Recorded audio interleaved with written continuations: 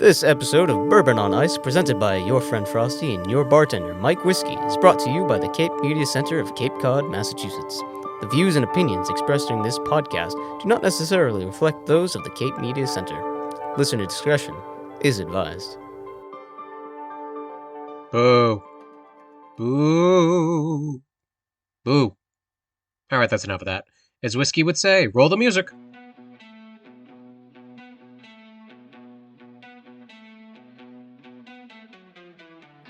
Welcome, listeners, to Bourbon on Ice, Where we talk about everything nerdy, like gentlemen. Join us every week for our local Cape Cod take on, well, everything. Laugh, cry, be confused, and laugh some more. I'm your friend Frosty. And I'm your bartender, Mike Whiskey. Stay tuned. You think they'll like the episode? Oh, they'll definitely love it. How we doing out there, people? This is your friend Frosty, and, well, that's it. I could talk to the dust bunnies under the bed, but I don't think they will respond, and if they did, then there's something quite wrong. Very wrong indeed, actually. This is another episode of Bourbon on Ice, where we talk all things nerdy like gentlemen. And unfortunately, thanks to some scheduling errors, a doctor visit or two, Amazon interfering in my personal life, I am a delivery person after all, and just the fact that people everywhere seem to want things, both Whiskey and I could not get together for the planned episode this week, but never fear. We are cooking up something amazing. Period. No, I mean it, really. It's actually going to be good. Take my word on it. But it's required for me to take a little more time to gather some information and some details, and we'll be airing that next week. In the meantime, though, I'm not a quitter, and we're going to bring you an episode from last year. This episode was known as the Forgotten Classic Grinch Night. It was episode 36, airing in the cheery, charming, vibrant month of October in 2002. Actually, sorry, that's 22. On October 28th. And it was sort of our finale to the month of October back then, the Halloween season. But don't worry, we've got something special, as I've said, coming up next week. Anyway, here you go. Oh, and Happy Ween. I know we got more month of October to go, but figured I'd say that now if I haven't yet. Merry Ween, everyone. Merry Ween, one and all. Welcome to a spooky, scary episode of Bourbon on Ice, where we discuss all things nerdy. Like gentlemen. Exactly. That's your bartender, Mike Whiskey. And you're my friend Frosty. I am. It's wonderful to be back, everyone. And today is an extra special episode. Why is it extra special? Because we're going to discuss something ridiculous, inane, pointless, and retro that no one in their right mind cares about. It's my kind of jam. All right, what are we talking about? I just love that you're just going with this, like, yep, yeah, that's what we do here. This is par for the course. That's what he does. That's what he forces me to do. Send help. I'm so sad that this month is almost over. I love autumn, and October is my favorite. And then as soon as this month turns over, now it's going to be like Lifetime presents Christmas out by the Candy Cottage. It's a wonderful life. And it's a wonderful life. And it's a wonderful life. It'll play over and over. Yes, it will. You know that was a box office failure when it came out? I know. Isn't that delicious? I love how movies that were supposedly going to be the next great thing bombed, but then became successful anyway. Yeah. It's awesome. All right, ladies and gentlemen, today is the 28th, and that means that 44 years ago today, in 1977, something premiered. Grinch Night. You told me. You've been talking about it all week. Yeah, leading up to this moment, Leading and up I am to this so moment. happy. That's it, people. You can't escape it. It's another episode of the Cape Cod Nerd Word. We're diving deep for this one. Put on the helmets and get the spelunking rope. Get your tinfoil hat too. What is it? Okay, let's start with that. What? Grinch Night. It's Grinch Night, officially known as Halloween is Grinch Night. is a 1977 animated television special that serves as a prequel to Dr. Seuss's How the Grinch Stole Christmas. I know! It's known as It's Grinch Night on promotional material like cassettes. But who cares? Splitting hairs. It premiered on October 28th, hey, that's today, in 1977, so 44 years ago, give or take a few days or months. But there it is. Years ago, and I will be damned if I ever remember where. Someone put this on. If I had to really, really test this, I think it was back in elementary school when the teacher just wanted us all to shut up in the month of October and played this thing for us. Wasn't that the greatest day Those always? were the best days. Like the teacher's hungover, so here, watch a movie. You see the big stand with the television being wheeled into the room. You're like, yay! It doesn't matter what it is. It's going to be horrible. We don't care. Yeah, it was usually horrible. Unless it was like Reading Rainbow was really cool. Or Eyewitness. Yeah. They have a really great museum opening. Dun, da, da, da, da. Dun, da, da, da, da. And you didn't care. It's like, this episode is going to be all about bones. Who cares? It's Eyewitness. Or Magic School Bus. Beep, beep, beep, beep. With a frizz? No way. Cruising on down Main Street, we are on a drug trip and have been kidnapped. What's wrong with you? The woman was a straight-up kidnapper. Let's just be blunt here. If it wasn't for the fact that she actually brought them all back every time, then that would be a really dark series. They relaunched it. It did not do well. No. Okay. You know what else is horrifying? Grinch Night. It is Tell not a me book. why. It is not a book. I'm just going to say that right now. It's not a Dr. Seuss book? No, it's an original, unlike the 1966 animated movie with Boris Karloff based off the 1957 Dr. Seuss book. I did my research. I guess so. Whereas that one was all about, Christmas. This one was all about Halloween, or more prudently put, Grinch Night. Listen, guys, I'm on as just much as rad as you are. Did you bring another apple? It's not even covered in caramel for the Halloween season. Such sacrilege, I know. I could really use one. Ever since the diabetes set in, I have not had a candied apple, and I'm just like, ah. Wait, you know what? I could risk it. I don't know if you have to risk it. I think you could make your own My mouth is watering. sugar-free caramel apple. My mouth is literally watering. I think you could do it. No, episode first. Then we'll do it. Okay. All right, so this is a roughly half-hour television special that premiered I tried. on... You tried. You tried to derail me. You almost got away with it. Okay, this premiered on ABC, and for years it got shopped around to other networks, including CBS, TNT, and even Cartoon Network. Why? Because the world of television needs pure insanity. It includes 10 original songs and one reprise, including I Wouldn't Go Out on a Night Like This, in which the amount of money that someone wouldn't go out steadily increases.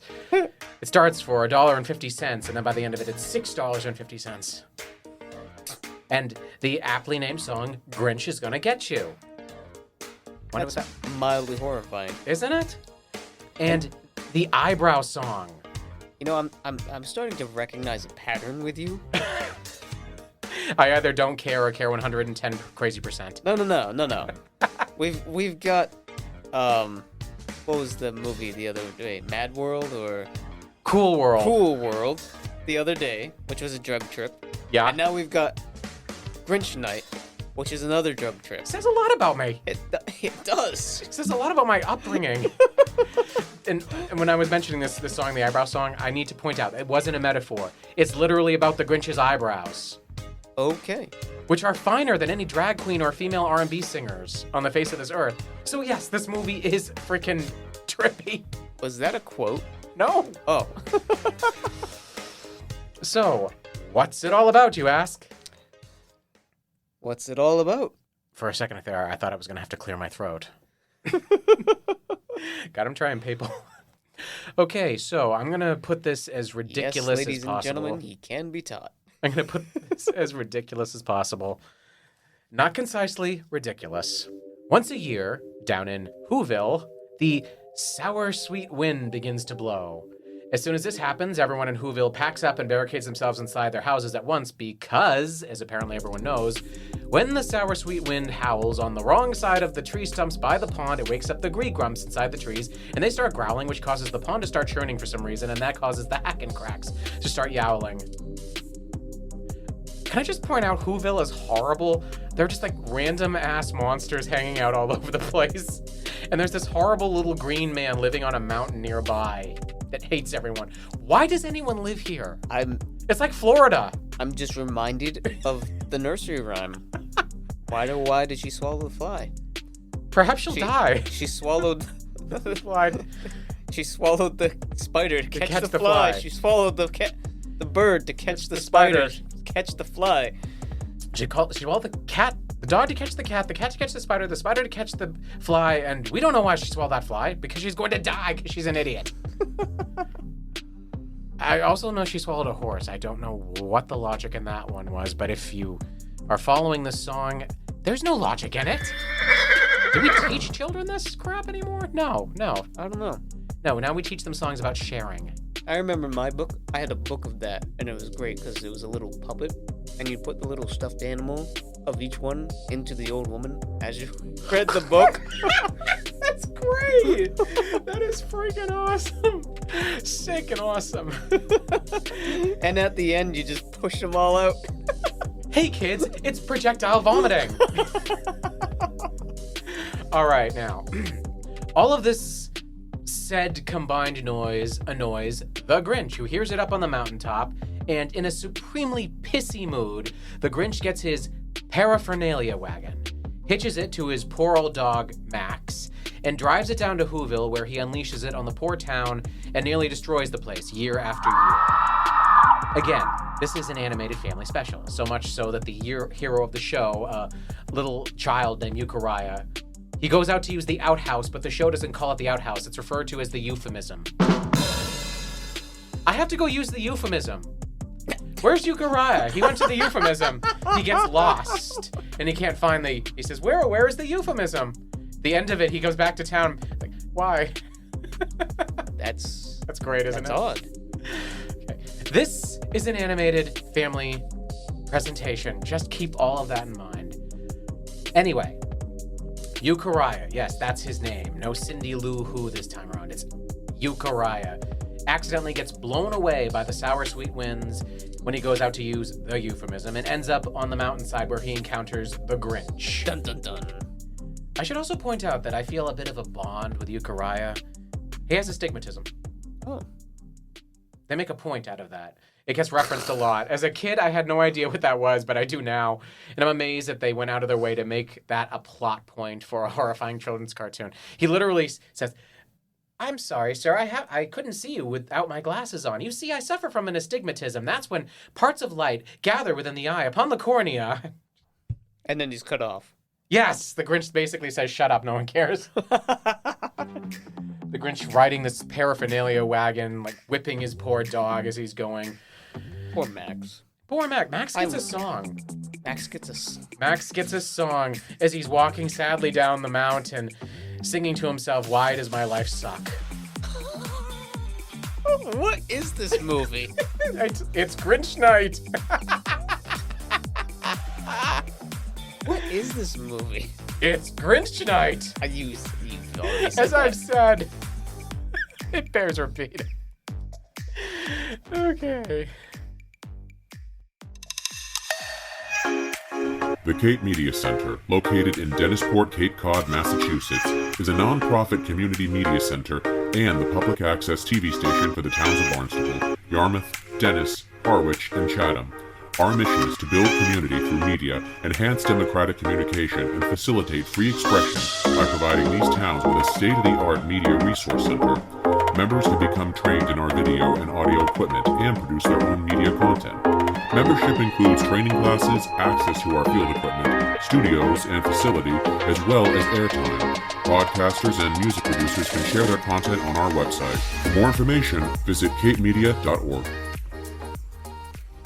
This episode of Bourbon on Ice is brought to you by Market Street Bookshop in Mashpee Commons, located at 31 Market Street, Mashpee, Massachusetts. Embrace diversity and find support for local authors and artists at the Market Street Bookshop, where your favorite new read is just a browse away. For more information, give them a call at 508-539-6985. Okay, back to the plot of this ridiculous-ass movie that we're talking about.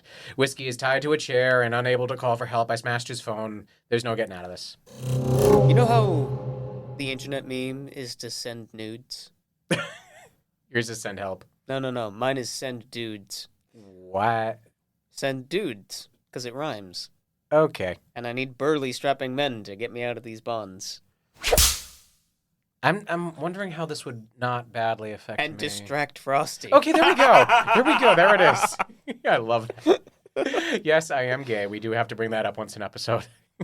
It's right here on the docket. It's mandatory. Talk about nerdy stuff. Remind audience Frosty is gay. Oh, also Whiskey is now a fiancé. He is not just a person. He is a fiancé now. I'm glad I'm not just a person. Before you were, and it was kind of boring. Now you are someone. Okay, back to talking about Grinch Night. Sorry, people. If you thought I was going to stop, I'm not going to. Why is this movie that came out 44 years ago, this Halloween special, so Halloweenish and horrifying? Here's why. Now, the kid Euchariah crosses paths with the Grinch, and he decides the thing to do is to, cross paths with the Grinch and stall him until the sour, sweet wind ends. Grinch Night will end, and the Grinch will have to return home. I have no idea why, but that's the rule. I mean, he could just stay and cause more misery, but storyline. So after annoying the Grinch into paying attention to him, Euchariah is forced to subject himself to the full force of the paraphernalia wagon. All sorts of psychedelic things emerge from it, and the kid winds up pulled into some kind of strange alternate dimension full of monsters, demons, ghosts, all of which pursue the boy, chanting his name, and singing, of course, because it is Dr. Seuss. Euchariah, Euchariah, Grinch is gonna getcha, Grinch is gonna getcha. This is a family special on primetime. They couldn't have found a better name to make rhymes with than Euchariah. Joe. What, things rhyme with Joe? I know. There we go. At long last, I hate you. at long last, Euchariah steps out of the wagon and informs the Grinch that the wind has stopped, the animals are all calming down, and the sun is coming up. So the Grinch has to go home, so yay! Again, the rule, for some reason. And the Grinch goes home, minus his dog Max, who has decided to abandon the Grinch and go home with Euchariah, thus creating a continuity error that will only annoy persnickety nitpickers like me. Everyone in town celebrates and sings a merry song about the Grinch going away, but the Grinch stalks up the hill, pulling the wagon on his own, laughing wickedly about how he'll be back one day because evil never dies. Where can this be found? It can be found all over the internet.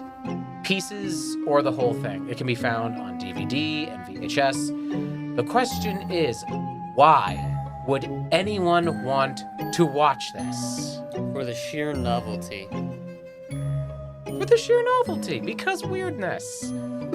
I mean, I fully intend to watch this again, but be as high as a kite. There's like a dispensary every 5 inches out here. Or maybe very drunk. Either way, like, maybe I'll gain perspective on it this time. Like a Pink Floyd album. Hey, if there's a rainbow on the cover of the album, then you have to listen to it high. I don't make the rules, it's there. Yeah. It'll sound better that way. I don't know why. But this also includes Imagine Dragons Evolver. And anything by Reading Rainbow. Yeah, I went there. Now, just a little trivia about this trivial thing. Boris Karloff was the voice of the Grinch and the narrator of most of How the Grinch Stole Christmas. He was dead by the time this came out, unfortunately, so he couldn't reprise the voice. That is literally the only reason. And he was replaced by Hans Kornried, who, unfortunately, also died after doing this. Oh, geez. I know. There were actually 4 television specials about the Grinch. In the works? No, out. And none of them contained, to my knowledge, none of them contained the same voice. Hans Conried died, so he didn't get to do the next one. And the person after that one was diagnosed with cancer, so he didn't get to do the last one. Wow. So there's never been the same Grinch twice, from what I've heard. I have not confirmed that entirely. But it would make sense. The Curse of the Grinch. Yeah. Look out, Jim Carrey. We must protect Jim Carrey. He's a national treasure. And oh my gosh, we didn't mention it weeks ago, but we should have. Angela Lansbury passed. Oh no. I know, Mrs. Potts, Mrs. Lovett.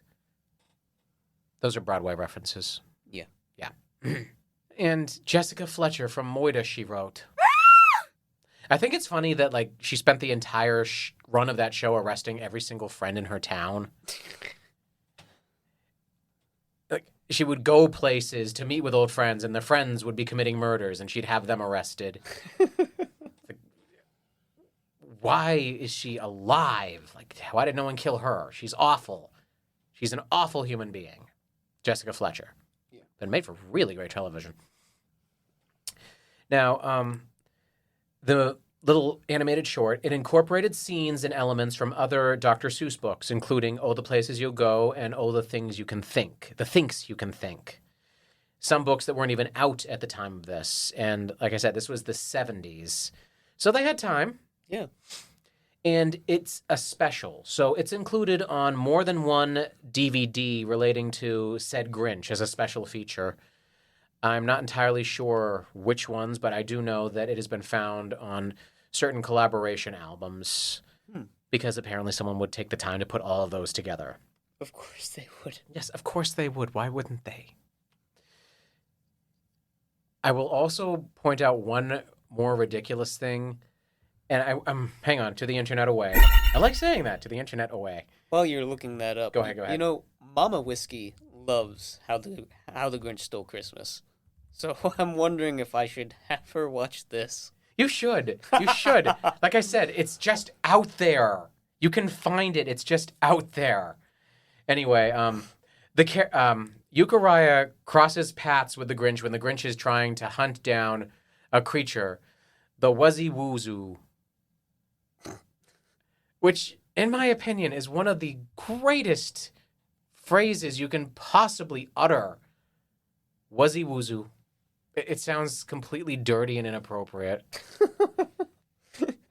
And just use it in a sentence and it sounds dirty. It's like, what will you be having to drink tonight? I'm going to have a Wuzzy Woozoo. Right up there with Jabberwocky. So, I see you and that chick hooked up last night. Uh-huh, she gave me a Wuzzy Woozoo. Please stop. Oh, I stubbed my toe. Oh, Wuzzy Woozoo. Please stop. I dare you to use that phrase I apologize for my use of the word chick. I do apologize for that. But do not stop using Wuzzy Woozoo. Put it into the lexicon again. It was never in the lexicon for a good reason. Wuzzy Woozoo. Do you think we could rename the show the Wuzzy Woozoo Show? Just come up with random facts about it. Hang on, I'm actually going to turn this around now. That's what that is a picture of the Wuzzy Woozoo. All right. in the little boy in orange, that's Euchariah. It would be astigmatism. Yep. And yes, people, I assure you this is not just one gigantic fever dream. Someone sat down and put this entire thing to pen and ink, and then they put it on television. But it was a fever dream first. Let's be completely honest. Yeah. So he stole Christmas. He invaded Halloween. Thank heavens there wasn't an Easter special or a 4th of July special. Are you being sarcastic? Are you going to hit us with that now? Wondering. No, there isn't one. There couldn't possibly be one. No. And I'm not looking it up because I know there isn't one. I'm assuming there isn't. I'm looking it up. There we go. Dr. I shouldn't have said anything. I'm curious now. Dr. Seuss Easter special. Nope, there's no such thing. Thank heavens. Thank goodness. Now stop looking. Get away from the keyboard. No, never. But because that did remind me of something. While we were talking about 4th of July, there isn't one, but there is a very dark one. He was actually one of the darkest, most prolific writers out there when you think about it. Some of his stuff was very poignant. It was one that I watched in school years ago, and that was it. The Butter Battle Book. This came out by Dr. Seuss. It was written by him and published in 1984, and it was, bluntly put, an anti-war story. And I saw this the way I experienced this the way most children experience that thing. The teacher is once again, not going to do anything today, so I was putting on a movie. Yeah. And they had an animated special of the Butter Battle book. I don't remember the characters very well, but I do remember pretty much the entire plot. And it sounds ridiculous, but when you get down to the core, it's quite horrifying. There is a town, and what do? They put their butter on the top side of bread to eat it, but the town next door puts their butter on the bottom side of the bread. Apparently, this is a giant frickin' sore in each of their saddles, so they build a wall between the two towns. This sounds like Gulliver's Travels. It says very bluntly, we are not going to associate with that type of person over there.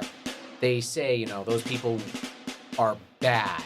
They're wrong. They basically go right up to saying, like, they're blasphemous and basically heretics. But then they have the father, who's basically the main character, of a boy. He's telling his son the story. What do I do, son? I patrol the border, and I have this stick where I shake it at them. It's got like a no-no finger on it. But one of the days, someone threw something and broke my stick. So they gave me a weapon. So I took that out to the wall, but the guy on the other side of the wall, who has my job, they gave him the same weapon.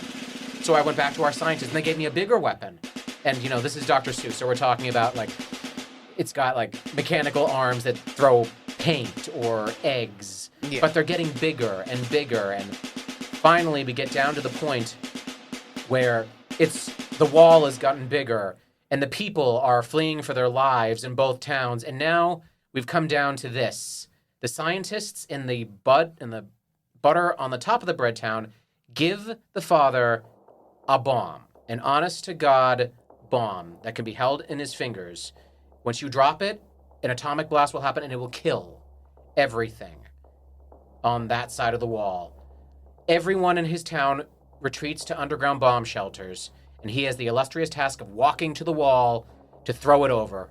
And he stands there, and his son says, "Dad, what are you doing?" He said, "Son, you're going to witness me wipe this town of butter on the bottom side of the bread people off the face of this earth." Except he then looks over, and on the opposite side, there's the other guy, and he's got the bomb too. And he bluntly says, "If you throw that, I'll throw this one." And they stand there, tense, holding their bombs, just looking at each other. And the son says, "Dad, what's going to happen?" And the book literally ends with the father saying, "I don't know, son, but we'll have to wait and see." Another Dr. Seuss classic, everyone. Isn't it cheery? Let's talk about elephants now. And stealing Christmas. History may not repeat itself, but it does rhyme. Mutually assured destruction. What a cheery topic for a children's book, an illustrated children's book, which then gets made into an animated movie. Yeah. Why would someone do something like that? To educate everyone? To tell them, whiny ass, bitchy problems like that should not blow out of proportion and people literally want to murder each other? Genocide? Word of the day, people? Let's all spell genocide. Genocide. I'm not sure we're allowed to say that. Well, that was basically it. No, I mean like on YouTube or other platforms. Okay, fine. I'll bleep that word out. Yeah. I can't believe that they would... It was so depressing, and, all the other children around are, like, bored, but me, when I was finished with this, I was horrified. Yeah. Horrified. Okay. Well... You told that story really well, though. I was riveted. I was glued to my seat. I could tell, because that was news to you. I could tell that was news to you.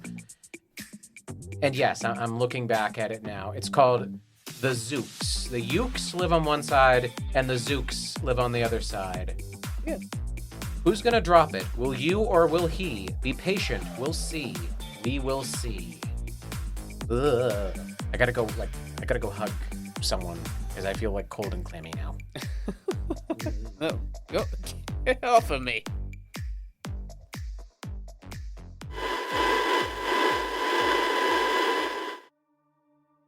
How could you?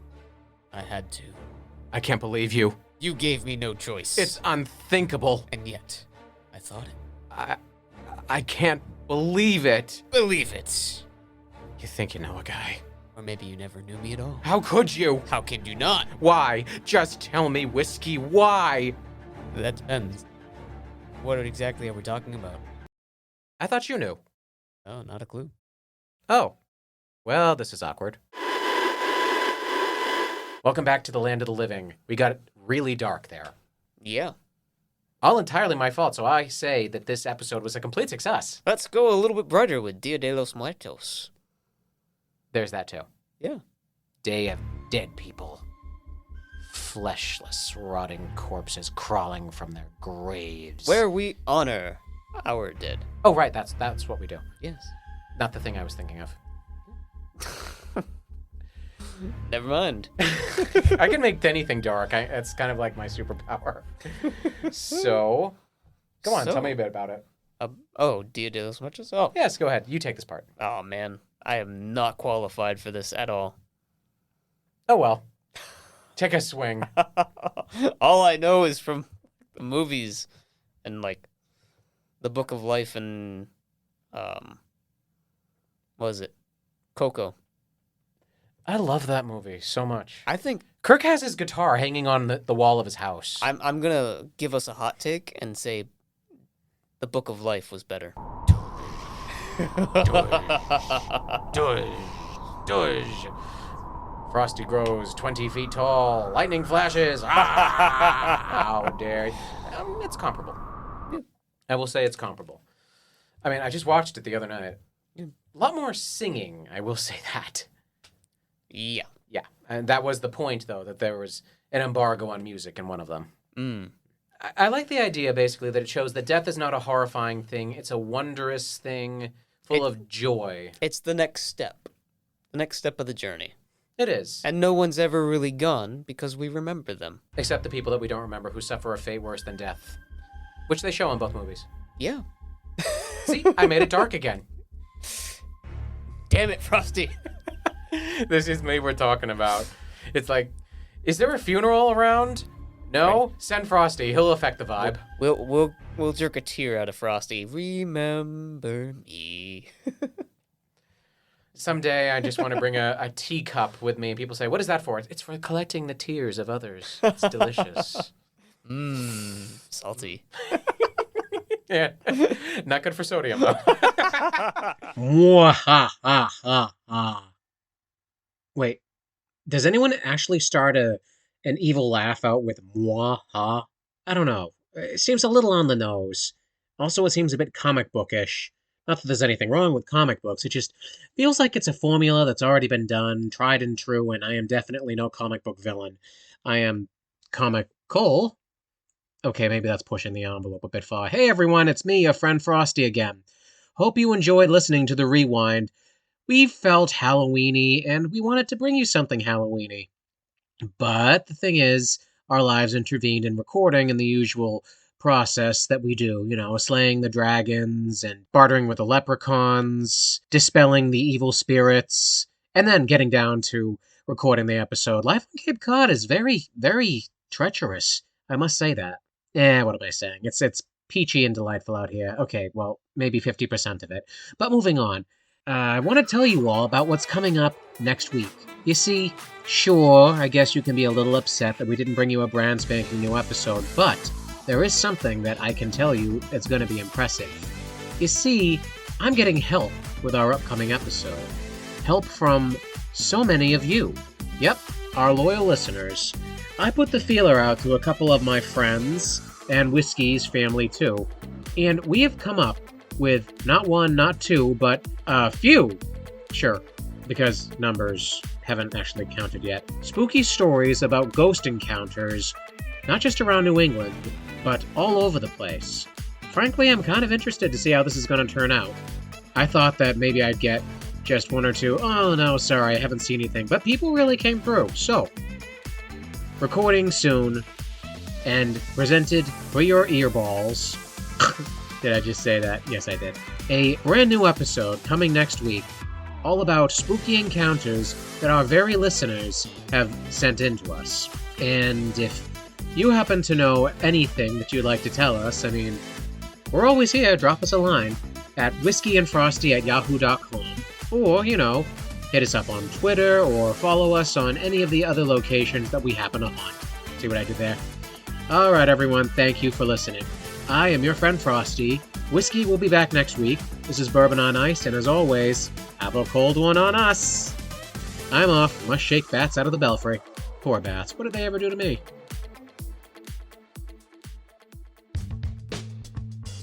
This podcast was recorded at and produced by Cape Media Center on Cape Cod, Massachusetts by podcasting duo Mike Whiskey and Your Friend Frosty. All music and sound credits go to soundstripe.com. Special thanks to Jamie Horton, Emily Tulloch, Gabrielle Rawson. For more information on Bourbon on Ice, visit our social media page at twitter.com/whiskeyfrosty. For more information on Cape Media Center, visit capemedia.org. For more listening options and a variety of podcasting entertainment, visit our hosts at buzzsprout.com and capemediacenter.org.